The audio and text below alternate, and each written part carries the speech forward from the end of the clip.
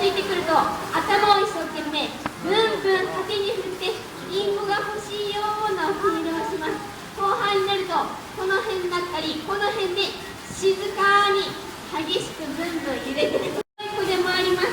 例えば他の子と並んでリンゴ食べてると私がね全部独り占めしたいんだよと隣の子を猫パンチしちゃうぐらい結構気の強い性格の持ち主です。基本3頭ともね仲良しなんです。